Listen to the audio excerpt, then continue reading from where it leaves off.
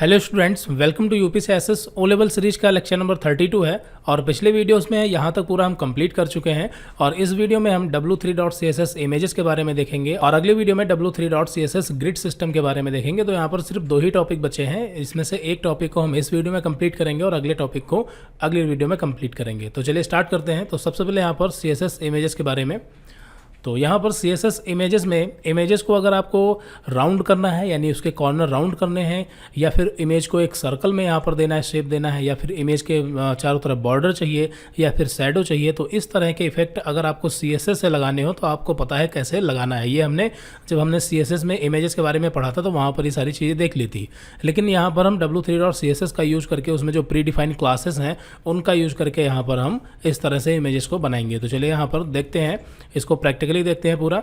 तो यहाँ पर एक को कॉपी कर लेते हैं और इसमें आपको बता देते हैं। देखिए यहाँ पर इसमें जो यहाँ पर w3 राउंड है, तो यहाँ पर स्मॉल का मतलब ये बहुत ही कम राउंड करेगा, फिर w3 राउंड ये नॉर्मल राउंड हो गया, फिर ये लार्ज हो गया, और फिर ये एक्स्ट्रा लार्ज, और ये फिर डबल एक्सल लार्ज हो गया।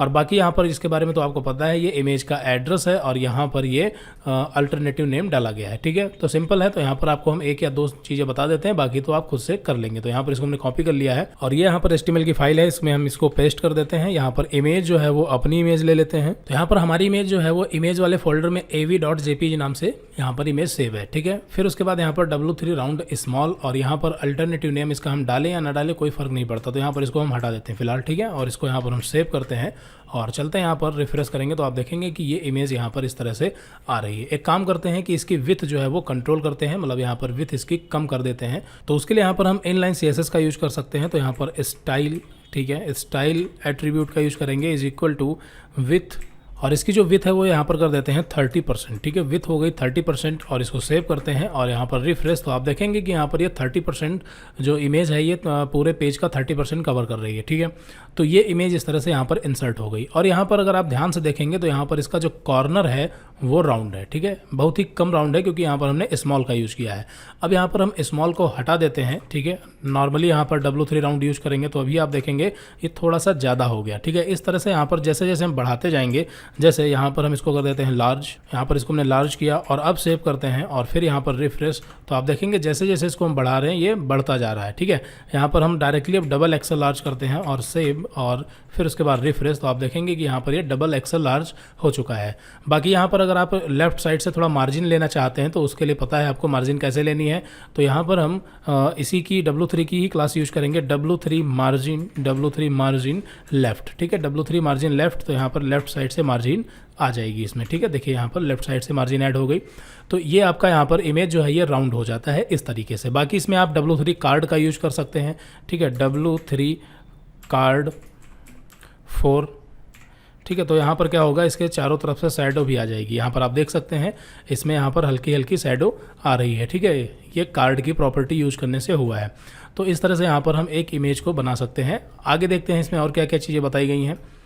तो यहाँ पर ये सारी चीज़ें हमने बता दी। फिर उसके बाद यहाँ पर सर्कल, तो यहाँ पर देखिए अगर आप सर्कल में बनाना चाहते हैं इमेज को, यानी पूरा गोल करना चाहते हैं तो वो भी कर सकते हैं। तो उसके लिए यहाँ पर हम राउंड को ना यूज करके यहाँ पर w3 सर्कल को यूज करेंगे। और यहाँ पर एक इन्वर्टेड कॉमा एक्स्ट्रा आ गया है तो इसको हटा देते हैं। देखिए यहाँ पर हमने अब की बार सर्कल यूज़ किया, बाकी मार्जिन लेफ्ट और ये तो आपको पता ही है इसके बारे में। और उसकी विथ जो है अभी भी 30% ही है। इसको सेव करते हैं और चलते हैं यहाँ पर रिफ्रेश करेंगे तो आप देखेंगे कि जो इमेज है वो एक सर्कल में आ गई है। यहाँ पर ये एक एलिप्स बन गया। ठीक है, तो इस तरह से यहाँ पर इमेज आ रही है। अगर आपको इमेज पूरा सर्कल चाहिए, यानी कि पूरी तरीके से गोल चाहिए, ठीक है, तो उसके लिए इमेज जो आपकी होनी चाहिए वो पूरा स्क्वायर होनी चाहिए। ठीक है, स्क्वायर पता है चारों भुजाएं क्या होनी चाहिए, बराबर होनी चाहिए। अगर आपकी इमेज जो है वो आपकी रेक्टेंगल में होगी, चाहे हॉरिजॉन्टल रेक्टेंगल हो या फिर वर्टिकल, तो वो इमेज आपकी पूरी जो है वो गोल नहीं होगी। ठीक है, इस तरीके से, क्योंकि क्या होता है देखिए, आपका अगर जो इमेज है वो अगर पूरी तरीके से स्क्वायर है तो ये क्या करता है कि इसके जो कॉर्नर होते हैं वो 100% राउंड कर देता है, मतलब जितना हो सकता है उतना ये राउंड कर देता है। इस वजह से एक स्क्वायर इमेज जो है वो पूरा गोल हो जाती है, सर्कल में आ जाती है। लेकिन अगर थोड़ा सा भी इस तरह से होगी लैंडस्केप में तो वहाँ पर ये इमेज पूरी तरीके से सर्कल नहीं होगी, ये एक ओवल शेप में बन जाएगी। ठीक है, तो इस चीज़ को ध्यान में रखना है। तो आई थिंक पता चल गया होगा। यहाँ पर देखिए कार्ड वगैरह भी यूज़ किया गया है, तो इस तरह से यहाँ पर एक कार्ड वगैरह यूज़ किया गया है। आगे बढ़ते हैं, यहाँ पर सर्कल के बारे में पता चल गया होगा। तो यहाँ पर आपको सीधे क्लास यूज करनी है किसी भी इमेज में। फिर उसके बाद बॉर्डर्ड इमेज, तो यहाँ पर आपको बॉर्डर ले लेना है। अगर आप बॉर्डर्ड इमेज चाहते हैं तो यहाँ पर इसको हमने कॉपी किया। इसी के चारों तरफ बॉर्डर चाहते हैं तो इसमें भी आप ऐड कर सकते हैं। देखिए W3 बॉर्डर, तो आपकी इमेज जो है वो सर्कल में भी रहेगी और इसमें बॉर्डर भी आ जाएगा। ठीक है, यहाँ पर देखिए बॉर्डर आ रहा है। एक काम करते हैं कि इसमें पैडिंग थोड़ी सी ले लेते हैं ताकि जो है बॉर्डर आपको दिखाई दे। हालांकि बॉर्डर अभी आ रहा था उसमें, तो इसको हम पेस्ट करते हैं और सेव और रिफ्रेश। तो यहाँ पर आप देखेंगे ये पैडिंग हमने जो ली है, तो इससे क्या हुआ कि आपका जो बॉर्डर है उसके अंदर, जितना बॉर्डर है उसके अंदर इमेज आ रही है। पहले क्या हो रहा था कि जो बॉर्डर था वो इमेज के नीचे जा रहा था। ठीक है, तो ये देखिए यहाँ पर हमने पैडिंग का यूज़ किया तो ये बॉर्डर ऊपर आ चुका है। ठीक है, चलिए तो यहाँ पर ये भी क्लियर हो गया। बाकी इसमें बॉर्डर कलर वगैरह चेंज करना है तो वो आप कर सकते हैं। पिछले वीडियोस में जब हमने पढ़ा था बॉर्डर के बारे में सेपरेट, तो वहाँ पर बॉर्डर का कलर चेंज करना भी हमने देखा था। ठीक है, ये जो W3 बॉर्डर है ये कोई ज़रूरी नहीं कि यहाँ पर हम इमेजेस के चारों तरफ ही यूज़ कर सकते हैं, इसका यूज़ हम कई जगह कर सकते हैं। ठीक है, तो उसी तरीके से है इमेज एज अ कार्ड, इसको हमने यूज़ करना बता दिया कैसे यूज़ करना है। फिर उसके बाद अगले नंबर पर है इमेज टेक्स्ट, यानी कि अगर एक इमेज के ऊपर अगर आप किसी टेक्स्ट को या किसी इमेज को रखना चाहते हैं, जैसा कि आपको पता है इसको ओवरलैपिंग बोलते हैं, यानी ओवरलैप होना। ठीक है, अगर एक इमेज के ऊपर हम दूसरी इमेज को रखते हैं या एक इमेज के ऊपर किसी टेक्स्ट को रखते हैं तो इसको बोलते हैं ओवरलैप होना, यानी कि ये एक दूसरे के ऊपर आता है। ठीक है, तो ऐसा भी हम कर सकते हैं और ऐसा हमने किया भी है, लेकिन तब हमने CSS का यूज़ करके किया था। अभी यहाँ पर हम W3.CSS का यूज़ करके करेंगे जहाँ पर प्री डिफाइंड क्लासेस बनी हुई हैं। ठीक है, तो इसमें कुछ खास नहीं है। इसमें यहाँ पर देखिए क्या किया गया है, इसमें यहाँ पर W3 डिस्प्ले कंटेनर, इसमें ऐसी कोडिंग लिखी गई है जिससे इमेज जो है वो बिहाइंड में चली जाती है। फिर उसके बाद जिसमें आप ये कंटेनर का यूज़ करेंगे ये इमेज ऊपर चली जाएगी, चाहे इमेज हो या फिर आपका टेक्स्ट हो। चलिए इसको प्रैक्टिकली देखते हैं, आपको बेटर समझ में आएगा। ये पूरा कोड जो है हम कॉपी कर लेते हैं और ये एक फाइल में हमारे पास पहले से ही पड़ा हुआ है, तो हम डायरेक्टली उसी को ओपन कर लेते हैं। इसको थोड़ी देर बंद कर देते हैं और इसको भी बंद कर देते हैं। यहाँ पर देखिए एक ड्यू सबसे पहले ली गई है ताकि जो कंटेंट इसके अंदर जितनी भी चीज़ें हैं वो सब एक कंटेनर में रहें। ठीक है, तो यहाँ पर W3 डिस्प्ले कंटेनर और W3 टेक्स्ट व्हाइट, ये तो आपको पता है टेक्स्ट का कलर जो है ये व्हाइट कर देगा और कुछ नहीं। इसको यहाँ पर हम कॉपी करके और इसका जो CSS लिखा गया है इसको चेक करते हैं। तो यहाँ पर फाइंड करते हैं और W3 display container, find next.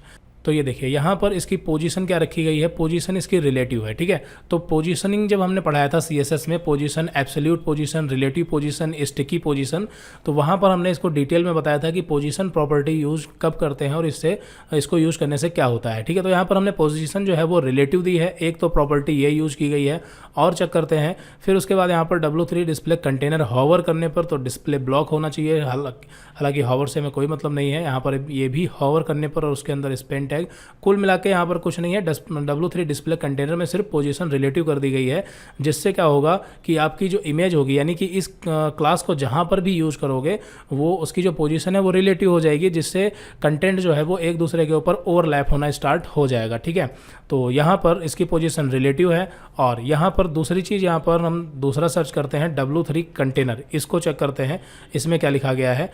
तो यहाँ पर देखिए यहाँ पर W3 कंटेनर के लिए यहाँ पर ये कोड लिखा गया है। इसके बारे में हालांकि हमने पहले भी बताया था, ये क्लियर फिक्स के लिए लिखा गया है। ठीक है, ये क्लियर फिक्स यानी कि जब एक इमेज और जब एक पैराग्राफ होता है तो वो दोनों एक दूसरे के ऊपर ओवरलैप ना हो, उसके लिए यहाँ पर ये W3 कंटेनर का यूज़ किया जाता है। फिलहाल इसको क्लोज करते हैं, देखते हैं और इसमें कौन कौन सी क्लासेज यूज़ की गई हैं।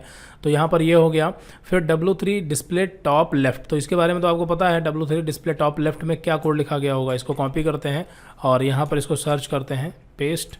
तो यहाँ पर टॉप लेफ्ट में क्या लिखा गया देखिए, इसकी पोजीशन क्या है, इसकी पोजीशन एब्सोल्यूट है। इसकी पोजीशन क्या है, एब्सोल्यूट है, जिसमें भी टॉप लेफ्ट का यूज़ किया जाएगा। इसकी पोजीशन एब्सोल्यूट, लेफ्ट से 0 टॉप से 0, तो इसके बारे में भी आपको पता है। ठीक है, तो यहाँ पर जो पोजीशन एब्सोल्यूट है ये लेफ्ट से 0 टॉप से 0, यानी कि पूरा कंटेंट जो है वो यहाँ पर आपका इधर इस कोने में शो होगा। ठीक है, इसी तरह से आपको पता चल गया होगा बॉटम लेफ्ट में क्या होगा, लेफ्ट एंड बॉटम से 0, इसी तरह से राइट में और फिर आगे आपको पता चल गया होगा। तो यहाँ पर इसको हम कैंसिल करते हैं। ठीक है, तो यहाँ पर इसमें जितने भी 9 अलाइनमेंट हैं, टोटल एक इमेज के 9 अलाइनमेंट हैं। टॉप लेफ्ट हो गया, टॉप राइट हो गया, top bottom, bottom right, left, इस तरह से।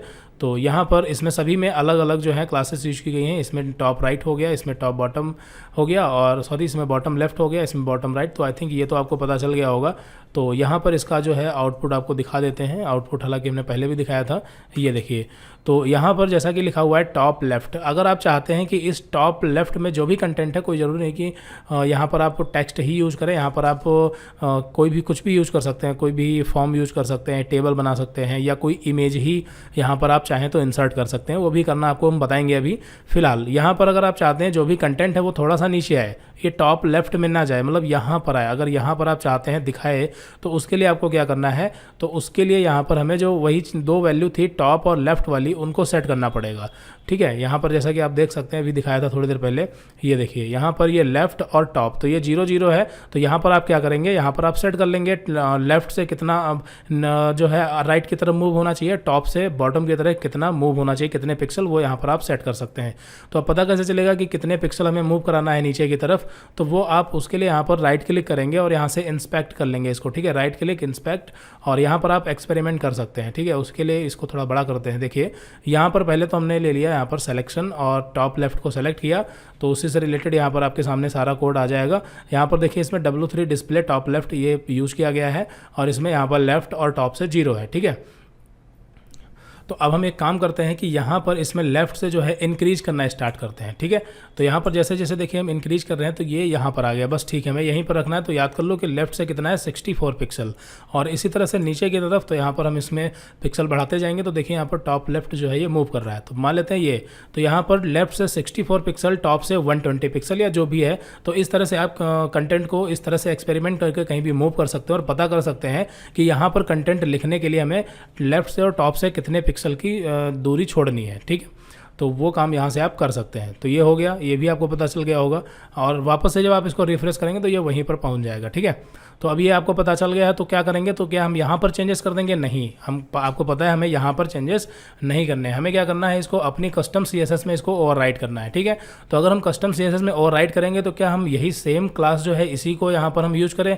ऐसा भी नहीं करेंगे। ऐसा इसलिए नहीं करेंगे क्योंकि अगर इस क्लास को यहाँ पर हम इसी को कॉपी करके इसी में कोड लिख देंगे तो ये पूरी की पूरी क्लास जो है ये ओवरराइड हो जाएगी, और फिर नेक्स्ट टाइम अगर हम किसी दूसरे ड्यू में या कहीं दूसरी जगह पर अगर इस क्लास को यूज करेंगे तो ये वाला फिर काम नहीं करेगा। ठीक है, तो इसलिए हम क्या करेंगे, इसके लिए एक नई क्लास बना लेंगे। तो यहाँ पर हमने पहले से बना रखी है डी नाम की एक क्लास, जिसमें पोजीशन एब्सोल्यूट, लेफ्ट से यहाँ पर 111 पिक्सल, टॉप से 134 पिक्सल, कुछ भी हो सकता है। ठीक है, तो फिलहाल यहाँ पर हमने डी नाम की जो क्लास है पहले से बना रखी है, इसी को यहाँ पर हम यूज करते हैं, और उसको हम यूज करते हैं यहाँ पर देखिए इसमें यहाँ पर टॉप लेफ्ट, इसकी जगह पर डी क्लास लिख देंगे क्योंकि ये भी फाइल जुड़ी है, इसलिए यहाँ पर ये काम करेगा। तो यहाँ पर हमने डी केवल टाइप किया और इसको सेव करते हैं और रिफ्रेश करेंगे तो आप देखेंगे कि टॉप लेफ्ट की जो पोजीशन है वो यहाँ पर आ चुकी है। ठीक है, इस तरह से यहाँ पर आप चाहें तो पहले तो यहाँ पर हम इसको हटा देते हैं, इसमें वही टॉप लेफ्ट लेते हैं। ठीक है, सेव किया, और अगर आप इमेज इंसर्ट करना चाहते हैं तो वो इस तरह से कर सकते हैं। देखिए यहाँ पर हमने कोड पहले से लिख रखा है, इसको अनकमेंटेड करते हैं। तो यहाँ पर एक ड्यू बनाई जिसमें यहाँ पर हमने कंटेनर क्लास दे दी। ठीक है, फिर उसके अंदर यहाँ पर हमने एक इमेज इंसर्ट कर ली, और इमेज में यहाँ पर हम क्लास यूज़ कर लेंगे डी वाली, बस हो गया। ठीक है, यहाँ पर इसको हटा देते हैं, इसके बारे में भी बता देंगे आपको थोड़ी देर में। फिलहाल यहाँ पर हमने इसमें डी वाली क्लास यूज़ कर ली इस इमेज में, और इसको सेव किया और यहाँ पर रिफ्रेश, तो आप देखेंगे कि ये इमेज यहाँ पर इमेज के ऊपर है। ये आपकी बैकग्राउंड में इमेज है, ये आपकी इसके ऊपर है, और कहाँ से है, जहाँ से हमने वो सेट किया था डी वाली क्लास में, जो भी कोडिंग हमने कर रखी है। तो आई थिंक यहाँ पर आपको पता चल गया होगा कि यहाँ पर हम कंटेंट को एक दूसरे के ऊपर कैसे ओवरलैप करवाएंगे। फिर उसके बाद बात करते हैं रिस्पॉन्सिव इमेज की। तो यहाँ पर रिस्पॉन्सिव इमेज में यहाँ पर आपको इसके बारे में भी पता है। इसमें देखिए रिस्पॉन्सिव इमेज के लिए यहाँ पर कोई ऐसी क्लास प्री डिफाइंड नहीं है। उसके लिए यहाँ पर इन्होंने बताया है कि स्टाइल, यानी कि आप इनलाइन CSS का या इंटरनल या एक्सटर्नल CSS का यूज करके आपको खुद से प्रॉपर्टी लिखनी पड़ेगी। तो इसके बारे में तो आपको अच्छे से पता है। विथ 100% मैक्स विथ जो है वो 400 पिक्सल है, यानी कि इसके बारे में हम CSS में पूरा डिटेल में देख चुके हैं कि जब भी मैक्स विथ हम सेट कर देते हैं तो जो आपकी डिवाइस की विथ होती है उतने पिक्सल पर पहुंचने के बाद वो इमेज हो या कंटेंट वो आगे जो है उसकी विथ नहीं बढ़ती है। ठीक है, तो फिलहाल ये तो आपको पता ही है, और नहीं पता है तो CSS से देख कर रिवीजन कर लें। फिर बात करते हैं ऑपेसिटी की। तो यहाँ पर ऑपेसिटी भी आप कम ज़्यादा कर सकते हैं। W3 ऑपेसिटी मिनिमम, फिर ये नॉर्मल हो गई और ये मैक्सिमम हो गई। ठीक है, तो यहाँ पर जैसे हम इसको मैक्सिमम करते हैं तो यहाँ पर हमने W3 ऑपेसिटी मैक्सिमम इसको कॉपी किया और इसको कहीं भी यूज कर सकते हैं। जैसे कि यहाँ पर हम इसी इमेज पर इसमें यूज कर लेते हैं जिसमें डी वाली क्लास है, इसको पेस्ट किया, सेव किया और चलते हैं यहाँ पर रिफ्रेश करेंगे तो आप देखेंगे कि यहाँ पर ये जो यूपी से एसएस वाली ये वाली इमेज थी ये ट्रांसपेरेंट हो चुकी है। ठीक है, तो बाकी इसको चाहें तो आप हॉवर पर भी सेट कर सकते हैं, यानी हॉवर करने पर ट्रांसपेरेंट होना चाहिए, तो वो सारी चीज़ें आप कर सकते हैं। इमेज को अगर आप ग्रेस्कल बनाना चाहते हैं, यानी कि जो ब्लैक एंड वाइट होती है ग्रेस्कल, तो वो भी कर सकते हैं। यहाँ पर मिनिमम या नॉर्मल रखना है या फिर मैक्सिमम रखना है, तो ये आप यहाँ पर देख सकते हैं। ठीक है, ग्रेस्कल हो जाएगी आपकी इमेज। इसी तरह से यहाँ पर एक सेपिया ये भी इफेक्ट है। ठीक है, सेपिया इफेक्ट इसमें भी लगभग ग्रेस्कल होता है, लेकिन इसमें थोड़ा सा जो है इसको हम आपको प्रैक्टिकली दिखा देते हैं। कॉपी किया और ऑपेसिटी नहीं रखते हैं, बल्कि इसको हम पेस्ट करते हैं, सेपिया इफेक्ट डालते हैं, तो यहाँ पर आप देखेंगे कि ये इस तरह से इमेज आपकी कन्वर्ट हो जाएगी ग्रेस्कल फॉर्म में, लेकिन इसमें हल्का येलो का जो इफेक्ट है वो दिखाई देता है। और जबकि यहाँ पर अगर हम ग्रेस्कल यूज़ करेंगे, देखो ये भी आपको दिखा देते हैं यूज़ करके। इसको यहाँ पर हमने किया कॉपी और ये आपका पेस्ट, सेव और यहाँ पर रिफ्रेश। तो यहाँ पर आप देखेंगे ग्रेस्कल में यहाँ पर इस तरह से ब्लैक का इफेक्ट ज़्यादा होता है, उसमें थोड़ा सा हल्का येलो भी मिक्स होता है, ठीक है। तो यही अंदर है। फिर हॉवर इफेक्ट की बात करें तो यहाँ पर आप हॉवर पर, अगर आप चाहते हैं W3 हॉवर ऑपेसिटी यानी हॉवर करने पर ऑपेसिटी हो या फिर हॉवर करने पर ग्रेस्कल हो, जैसे यहाँ पर इसको हमने कॉपी किया, हम चाहते हैं कि जब हम इमेज के ऊपर हॉवर करें तभी वो ग्रेस्कल यानी ब्लैक एंड व्हाइट होनी चाहिए, बाकी नहीं होनी चाहिए, तो वो भी आप कर सकते हैं। सॉरी, यहाँ पर हमने फिर से कॉपी किया, इसको एक बार और कॉपी करते हैं और यहाँ पर पेस्ट, ठीक है, और फिर सेव और यहाँ पर रिफ्रेश। तो आप देखेंगे कि ये इमेज अभी कलर्ड है, लेकिन हॉवर करने पर ये ब्लैक एंड व्हाइट इस तरह से हो जा रही है। तो आई थिंक समझ में आ गया होगा, ठीक है। तो इस तरह से आप हॉवर इफेक्ट भी डाल सकते हैं। फिर उसके बाद यहाँ पर ऑपेसिटी आप ऑफ भी कर सकते हैं। ऑफ करने का मतलब क्या होता है, देखिए यहाँ पर आपको ये दोनों क्लासें यूज करनी होंगी। दोनों क्लासें क्यों यूज करनी होंगी ये भी देख लेते हैं। तो पहले तो यहाँ पर हम इसको कॉपी कर लेते हैं, पेस्ट और सेव। तो यहाँ पर आपको पहले तो इसका इफेक्ट दिखाते हैं, इसको हम रिफ्रेश किए तो अभी देखिए यहाँ पर ये ऑपेसिटी इस पर लगी हुई है, लेकिन जैसे ही हम माउस ले जा रहे हैं तो ये ऑपेसिटी इसकी जो है ये ऑफ हो जा रही है। पहले ऑपेसिटी है यानी ट्रांसपेरेंट है, फिर उसके बाद यहाँ पर ये ट्रांसपेरेंसी हट जा रही है, ठीक है। तो ऐसा इसलिए हो रहा है क्योंकि यहाँ पर W3 ऑपेसिटी से पहले हमने इसको ट्रांसपेरेंट कर दिया, फिर यहाँ पर हमने क्या किया कि जब हॉवर हो इफेक्ट हो यानी कि जब हॉवर हो तब यहाँ पर हमने इसकी ऑपेसिटी जो है वो ऑफ कर दी है। तभी काम करेगा जब यहाँ पर आप पहले ऑपेसिटी यानी ट्रांसपेरेंट करेंगे, बाद में इसको जब ऑफ करेंगे तब ये ऑफ जो है ये वर्क करेगा। तो आई थिंक समझ आ गया होगा। चलिए यहाँ पर इसको सेव करते हैं। और अगर आप यहाँ पर आप ये चाहते हैं कि नॉर्मली जो है ये कलर्ड हो, जब हम हॉवर करें तब यहाँ पर ये ऑपेसिटी इसकी होनी चाहिए, तो उसके लिए भी सिंपल है। यहाँ पर हम एक काम करते हैं, यहाँ पर इसको हटा देते हैं, ठीक है, और डायरेक्ट यहाँ पर इस तरह से लिखेंगे, ठीक है। ये वाली क्लास यहाँ पर यूज करेंगे W3 हॉवर ऑपेसिटी। इसका मतलब क्या हुआ कि बाय डिफ़ॉल्ट तो आपको पता है कि वो ट्रांसपेरेंट नहीं होगा, ठीक है। फिर हम क्या करेंगे कि हॉवर करने पर ट्रांसपेरेंट हो जाए, बस यही क्लास हमें यूज़ करनी है इस तरह से। तो यहाँ पर इसको सेव करते हैं और यहाँ पर रिफ्रेश। तो अब उसके बाद यहाँ पर जब आप हॉवर करेंगे तो देखिए ट्रांसपेरेंट हो रहा है और नॉर्मली ये आपका कलर्ड आ रहा है, ठीक है, यानी कि अनट्रांसपेरेंट है। तो ये भी आपका क्लियर हो गया होगा। चलिए आगे बढ़ते हैं। उसके बाद बात करते हैं यहाँ पर कंस्ट्रक्टिंग अ फोटो एल्बम, यानी कि अगर आपको फोटो एल्बम बनाना है तो वो कैसे बनाएंगे। तो देखिए यहाँ पर पहले थोड़ा सा समझ लेते हैं इसमें फोटो एल्बम कैसे बना होगा। देखिए सबसे पहले तो यहाँ पर एक डिव बनाई गई होगी, यानी एक कंटेनर क्लास बनाई गई होगी जिसके अंदर यहाँ पर ये जो 6 इमेज हैं ये पूरी की पूरी एक ही कंटेनर में आ सकें, ठीक है। फिर उसके बाद रॉ स्टार्ट की गई होगी, ठीक है। तो यहाँ पर जो डिव बनाई गई होगी वहीं से रॉ स्टार्ट हो गई होगी। फिर उसके बाद यहाँ पर एक और डिव होगी जिसके अंदर इमेज होगी। फिर एक और डिव होगी जिसके अंदर यहाँ पर ये जो पैराग्राफ यानी जो कंटेंट लिखा टेक्स्ट ये होगा। इसी तरह से यहाँ पर फिर से एक और डिव होगी, उसके अंदर एक और डिव होगी, ठीक है, इस तरह से। और इसमें कार्ड भी लगा हुआ है, ठीक है। कार्ड यानी कि यहाँ पर देखिए शैडो भी आ रही है हल्की हल्की इमेज के नीचे। और इसमें यहाँ पर लेफ्ट और राइट से जो है इसमें पैडिंग या मार्जिन भी होगी, और बाकी साथ साथ में टॉप से भी यहाँ पर मार्जिन या पैडिंग कुछ ना कुछ यहाँ पर हमें लेना पड़ेगा। तो ये एक बेसिक स्ट्रक्चर हो गया फोटो एल्बम बनाने का। अब देखते हैं यहाँ पर नीचे जो क्लासेस यूज की गई हैं इसमें क्या क्या चीज़ें हैं।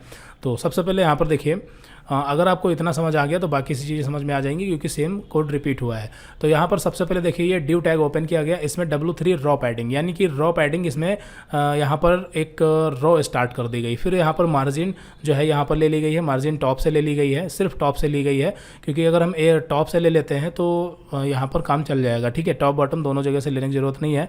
बाकी यहाँ पर जो W3 रॉ पैडिंग ली गई है इसमें जो है वो लेफ्ट और राइट से पैडिंग इसके अंदर सेट है, अभी आपको दिखा देंगे, ठीक है। तो यहाँ पर इन्होंने मेन डिव बनाई और इसके अंदर यहाँ पर ये 2 क्लासेस यूज की, जिससे क्या होगा कि लेफ्ट राइट की पैडिंग और यहाँ पर टॉप से मार्जिन हमें मिल जाती है, ठीक है। फिर यहाँ पर ये इतना जो कोड है ये हर एक इमेज के लिए लिखा गया, देखिए, ठीक है।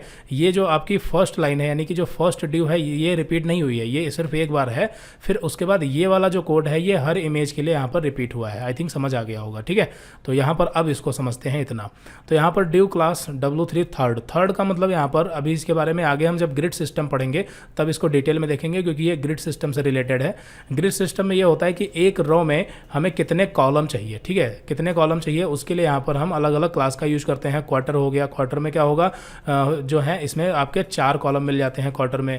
और थर्ड यूज करेंगे तो यहाँ पर आपको 1 2 3 यानी कि थर्ड 3 ही कॉलम मिलेंगे पूरे पेज के, जैसा कि यहाँ पर थर्ड यूज किया गया है। तो एक वेब पेज में एक रो में 3 इमेजेस हो सकती हैं, ठीक है, यानी कि हमें वहाँ पर 3 कॉलम मिलेंगे। और W3 थर्ड में कोडिंग क्या की गई होगी ये भी आपको पता चल गया होगा इस क्लास में।